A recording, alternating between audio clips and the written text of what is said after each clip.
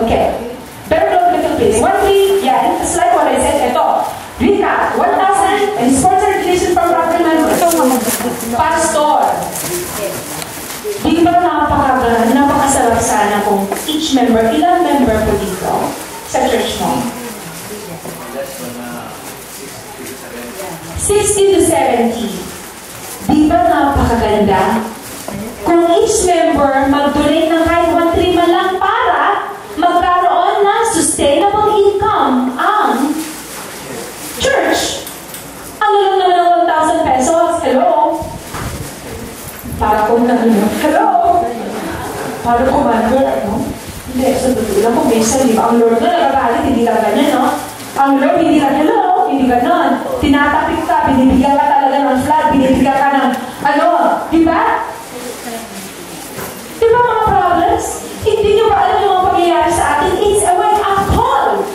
Ang wake-up call lang naman sa'yo ay, hello? Eh, ang Lord lang, wake-up call na eh. Typhoon on Troy? Ha? Tignan mo ang wake-up call niya. Pero na-realize ba natin na mayroon yung wake-up call? Kung minsan hindi. So it's time right now to wake up. So kaya ba natin magbigay ng donasyon ng 1,000 each member? And then kung ilang sekta, ilang organisasyon po ito? Diba? Ang dami.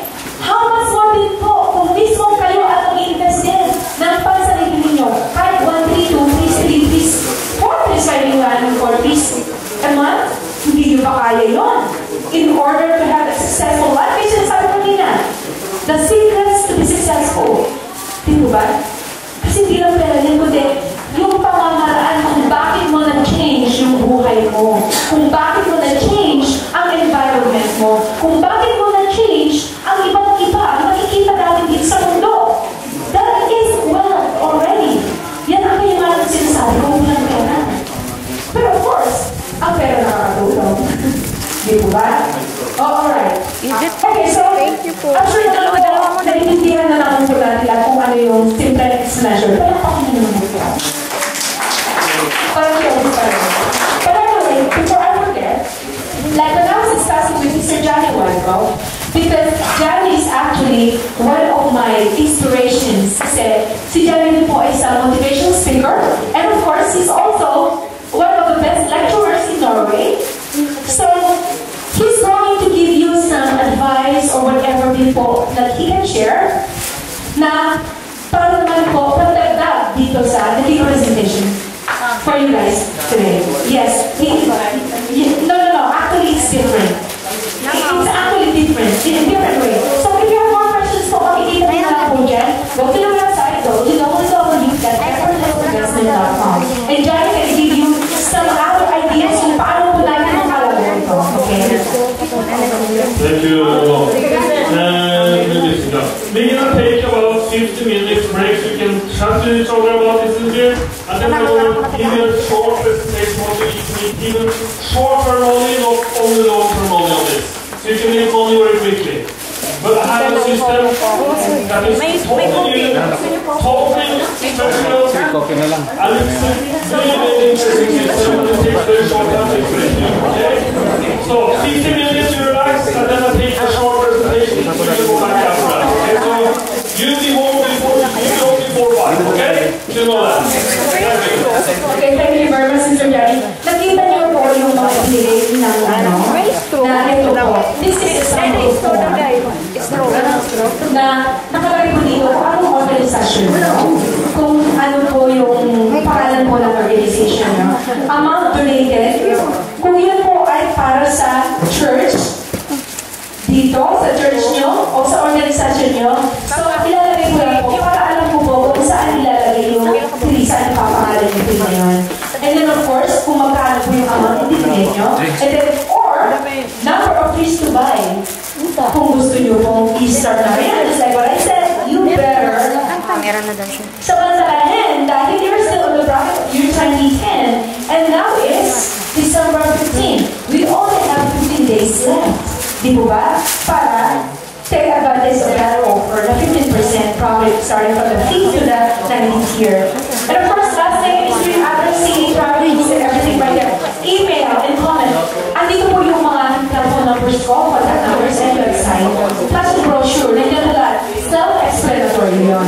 Kung may question po kayo, please don't hesitate. May question po ba kayo ngayon din? While having your break, may question po ba kayo? Napaka-importante po malaman. Yes! Ano pong question? Ito po. Maganda po presentation ng program. Yes po. Pastor Giovanni. Pastor? Ay, sir. I was invited by my friend Pastor Aglano. Kasi siguro it's God willing siguro na magkita kami. So, I was just amazed sa program, Sister Mystica. Dahil napakaganda yung class natin. So, plant trees. Of course, we are going to focus on our country of Genesis kasi yung global warming natin ngayon napakahirap. International worldwide, pinakamuruan niya ni dating Al Gore, Vice President ng US. In fact, it was here a while ago, how many months ago, para ma-introduce nila itong paano natin masolve yung mga pollution sa country natin. So, napakaganda po yung magtulong-tulong tayo bilang alagad ng Panginoon dahil we are going to make our country more beautiful and pollution-free sana. So, tayo din po ang sumisira ng ating environment. Palapakan nyo naman po. Okay, like what I said a while ago, lahat po ng mga questions na yun, I have to make sure na ako rin po ang number one mag-question yun. So, hindi ko po papasukin itong programa na to o kaya itong kung ano naman po itong represent ko, kung alam ko na ang papuntahan ko lang po ay tulungan. Siguro naman po napakalagahin po yung buhay ko at pangalan ko mismo para itaya ko po sa wala rin palang kahirap na, hindi po ba? So, to answer the question po, second registered po ito. At katulad po yung sinabi ko kanina, yung Rotary Mr. Rolly Pagaspas, siya po mismo ang nagpunta sa akin na we have to make sure na meron din po itanim dito sa Pilipinas. And of course, with the help of DAR and of course UP. Kaya nakita niyo yung presentation ko po kanina. Di po ba? So lahat po is been taken care of. So ngayon, dahil sinabi niyo po kanina na bakit sa ibang bansa tayo magtatanim, well in fact, meron naman tayo environment na nangangailangan din ng tanim sa Pilipinas. Yun po ang hiniling ko. So yung sinabi ko kanina, katumbas ko ng isang tree doon sa Kenya, meaning to say, magbibigay po sila ng dalawa dito sa Pilipinas. So kung tutuusin, panalo po tayo. At hindi lang po yun. Kaya nga po sinabi namin kanina na the more na you donated, mabibigyan din kayo ng reward. Di po ba? Kasi sometimes, kailan pa tayo nag-donate na naibigay na ibalik sa atin ng reward or whatever, di po ba? Kasi yung trip po natin, it's worth something. Hindi yung katulad nag-donate ka ng isang wheelchair. Yung wheelchair, hindi mo alam na nagde-depreciate, nabubulok. So, you cannot expect anymore na yan ay magkakaroon ng income. Ang trip po nakikita ninyo. Di ba lumalaki? Sabi ninyo, na-donate namin yan for the environment. Eh, sino ngayon makinabang? Hindi naman pwede kayo lang better grow. Di ba unfair? Kung better grow lang, dahil sila yung nag-alaga, sila yung kumugko, sila yung ano. So, it's very fair po sa amin na ipamahagi din po namin ang parte na halaga ng trees na po yun. Kaya yun po ang tinatawag na kanina, kung ano po yung katumbas ng meron din po talagang puno dito. So, we are talking about kung paano at saan yung pera. Kasi we're talking about the financial aspect po dito. Kasi dito po, pag nagtanim tayo, magkano ba yung halaga ng punong tinan natin? Mangga, magkano? Do you think na we can expect na kikita ng ganong halaga later in 20 years time? Of course, 20 years time, that's a lot of years to wait. Ako rin po, sabi ko, paano naman ako mag-wait ng ano? Eh, paano kung patay na ako? And that's the reason why we came up with a system. They had to spend millions of dollars of that system through the internet.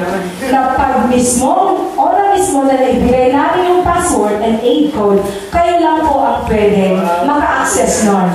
At kahit nakapangalan po, yung puno na yon sa iyo, later on, kung sino mismo ang nakapangalan, kanino mismo nakapangalan yung bank account number na pinag-transfer ng pera.